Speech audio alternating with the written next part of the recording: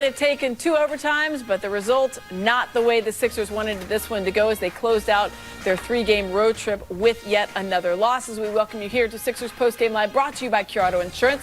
I'm Amy Fiddle alongside Jim Lynam and Mark Jackson. And guys, we thought they had a chance here. They climbed back in this one late in the game, and then they had some chances at the end of regulation. Then at the end of overtime, and double overtime was pretty much all she wrote, Mark.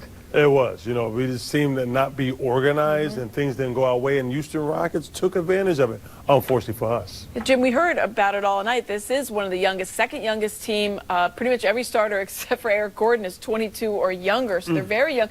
That actually probably helps them. It looked like they had fresh legs out there, and they didn't make as many silly mistakes as I thought the Sixers did. Yeah, I think the Sixers really hurt themselves dramatically in this game, going end of regulation and into both of the overtimes with really bad turnovers. And they've done a pretty good job, I thought, up to that point, taking care of the ball. I mean, they made a nice run to come back, and I thought get control of this game, but they really stole the opportunity they had to win it from themselves with bad turnovers. Absolutely. Let's check out the end of this game. That is our Yingling Presents Lager Up.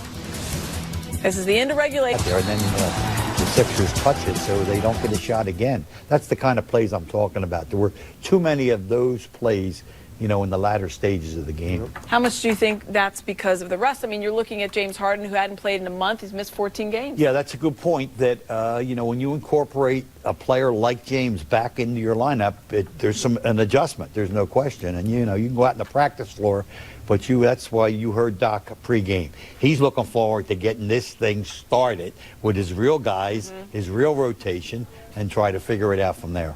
Well, we saw that's how it ended in regulation. We did go to overtime after a couple of missed free throws and different things like that. And then you saw some of this wasn't a bad look. He was open. He had a good look, just didn't knock it down. As you see, that shot is short as well. Watch, which is a sign normally of tired legs. Yeah, here's a guy that hasn't played in a month, so that's probably, and this is in overtime, and he had been playing quite a bit. I mean, that was a rough one right there. You can see the frustration on Joel Embiid when he fouled out, and obviously the frustration on there. Is it more frustrating because it is self-inflicted, as you mentioned, and it's coming against a team where, on paper, statistically, you should have beaten?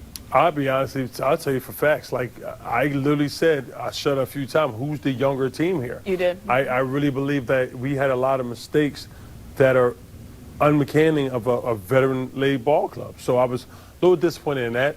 I don't know what to credit that to, but unfortunately it happened, and unfortunately it resulted in a lot of those self-forced errors. Do you think it's because, Jim, that they're trying to work Harden back in, and he hadn't been there for a month, that there was a little bit of miscommunication out there? I'd say that's a factor, Aim, but that doesn't totally explain it. Mark, it's a good phrase. No, the experienced team, when you're in a situation like that late game, okay, you want to come down and get a shot. You might miss the shot. You miss them all, but you have to get a shot. And there were too many times. I'm going to say there were 5 times. 5. Where the Sixers did not get a shot because of errant passing and trying to get a ball to another player. Yeah, I think you're right. When I looked at that replay again for James Harden, it does look, the trajectory is kind of strange. So maybe last minute he decided to pass it, and maybe someone did get a hand on it because I think it was going down. But either way, they weren't able to get it done in regulation or overtime. It did go to double overtime, and they ended up losing, you see, 132-123. The road trip does not end very well at all. And this is a team, Mark, that had been playing well in the absence of all their stars. Obviously, at one point, they had no Maxey, no Harden, and no Embiid. They went 3-1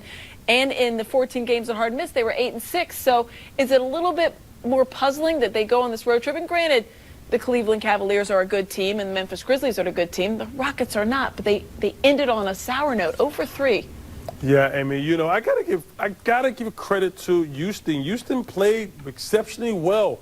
Their young guys and their backcourt played exceptionally well. You know, and the Sixers didn't. Sixers looked very unorganized, very out of kill, and I give a lot of credit because James Harden, 38, 39 minutes? You know, you get a lot of credit him being thrust into that lineup, and then guys trying to find their way again. Now it's a refiguring it out process. Yeah, James Harden, 4 of 19, and Jim, all 4 of his shots are those three-pointers. He does seemingly do better when there's a person on him in his three-pointers. We saw him miss one of those almost wide open, but is that also a sign of that kind of rust? Yeah, I think rust and inactivity. Mark cited it early on, and I would agree wholeheartedly. You know, there's no, you heard Ala mention it on a few occasions, there's no substitute for playing NBA basketball. You can swim in the pool and, you know, do all those other things in terms of trying to get your cardio. But playing up, going up and down is the real thing. And because it's a double overtime game, obviously he's forced to play more minutes than you would have expected. There was a lot of whistles in this one. A lot of whistles. You mentioned it, 15 free throw attempts for the Rockets in the first quarter. Mark, when you see a team that is going to the line, I mean, there was a parade up there at one point, and then they finished with 44 free throw attempts. Whew.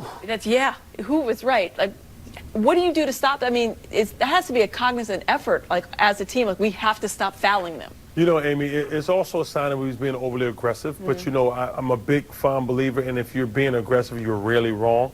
So I think it's sometimes we can kind of just take a step back and say, oh, how can we correct that? But I don't. One thing to keep in mind, I thought we settled a lot for jump shots. And I truly believe the Houston Rockets had a mentality that we're getting into the paint. We're putting the ball for, we're attacking the pick and roll defense and putting the Sixers on their heels. And when you're coming at somebody downhill, it makes you kind of back up, which makes you react. A lot of times you appreciate contact, which forced the referees to blow their whistle. Foul, offensive foul, and unfortunately it didn't go in the Sixers' favor tonight. No, it did not. All right, we're going to take our first time out here on Sixers Post Game Live, brought to you by Cure Auto Insurance. We're going to take a look at that double overtime, how this one came home, and hear from Doc Rivers coming up. Stick with us. The play before that, James Harden trying to do a through the legs, and he does that for timing. I get why he does that, but at some point you need to start making the execution, and you're looking at the final plays when Joel Embiid's out there and James Harden, and the pace is really slowed down, and that's been a problem, especially when you're on a time crunch, like at the end of regulation, end of overtime, and then that pace, and near the end of double overtime. Amy, I couldn't have said it better. Pace, I think, is important and is a Sixers' friend. But unfortunately, I don't think the pace is high enough, especially if the two overtimes. And I know James Harden's still getting his bearings under him. We're going to talk James all day because he's a very important piece.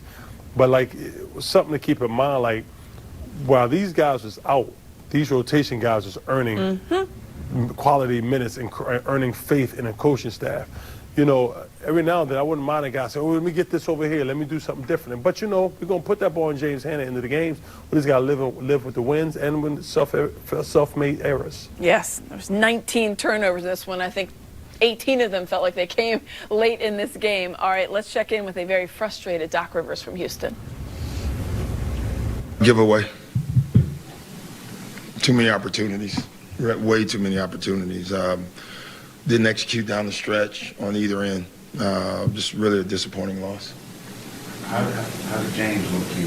He looked fine. That's why we left him in. We kept checking. The game, surprisingly, was not played at a very high pace. So we thought it'd be more of this, and it wasn't. So we decided to keep him on the floor. You know, what is just that communication like with him in the midst of a game? Good. It's more the communication with our other people, not with him. No, so you basically said communication. What did anything disappoint you, or what stood out to you? Yeah, we lost the game. That disappointed me. We fouled the entire game. Just bad, undisciplined fouls. I don't know how many times we fouled a three-point shooter. I know how many times you can foul a three-point shooter in the game. Whatever it was, we did that. They looked us in the eye, beat us off the dribble the entire night. We were late to helps, and number one, we just got to stop getting beat the entire game. So, you know, defensively, I thought we were not at our best tonight, clearly. How many more offensive rebounds, back cuts we gave up tonight? That hurt us. And then down the stretch, offensively, I just didn't think we made the right plays. So. Doug, do you think it's a matter of guys getting readjusted, playing with James and Joel? Yeah, but, you know, it's one game, so I'm not worried about that, Keith. I mean, we got Tyrese still has to come back. That's just part of it. But we still should have won the game. I didn't think that had anything to do with why we lost the game. I go on to that. We talked a little bit about this before the game, but just what do you sort of foresee the next 3 days being like? Well, this game will be a great film-watching game. You know, establishing our roles will be what we'll do the next 2 days. 3 days. Getting some practice time together will be great as well. Is Joel okay? I know he went to the locker room. Yeah, he had blood on his jersey. So I don't know what took so long. I was going crazy on the sideline because I kept asking, I kept looking, and no Joel. So, you know, he had blood all over it, so they had to take everything down, put it back on. I think the blood rule was insane. Don't even get me started on that anymore. That was back in the 80s. We need to re-look at that rule, but we don't, so. When you don't have him in double overtime, Yeah, it's just tough, but we still had our chances. That's going to happen. Like, you know, the first quarter, every player in our starting line was in foul trouble but one, you know, so that killed our rotations to begin with. But then when you lose him down the stretch, I mean, clearly he was the guy that had it going, and we didn't have that option anymore. Thank you. That's a very obviously disappointed Doc Rivers. Execution, he said, was really poor down the stretch.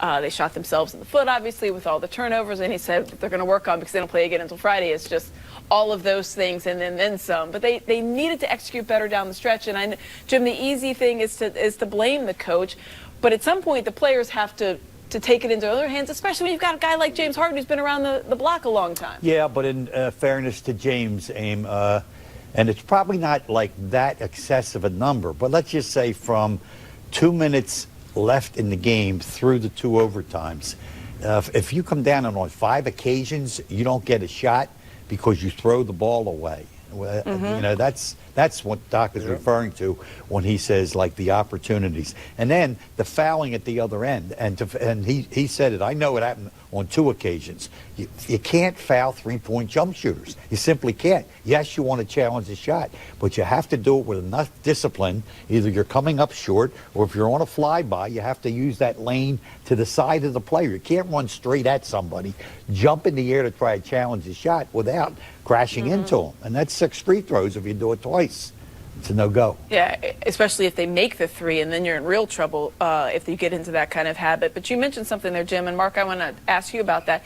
You saw a lot of they would work the shot clock down because whether it was Joel Embiid or James Harden, and then you're looking at 2-3 seconds left on the shot clock, and then they would turn the ball over or have like an ill-advised shot. Do they play too slow in that half court when you're thinking about how you need to get things going and they're just dribbling the ball around? So, Amy, you asked a very important question. You said, do they need to, pretty much, let me sum that up. For the whole shot clock, that ball only touched 2 people. So let's not sugarcoat it. Every now and then, we understand you want that ball in your 2 go-to guys' hands, but this team flows a lot better to me when more people touch the ball on possessions.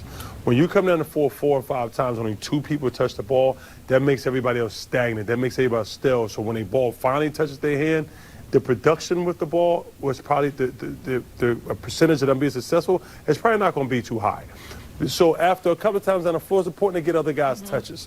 And I think that could have helped tonight. If you're out there and you're a coach and you see that for the 3rd and 4th and 5th time, do you start calling different sets?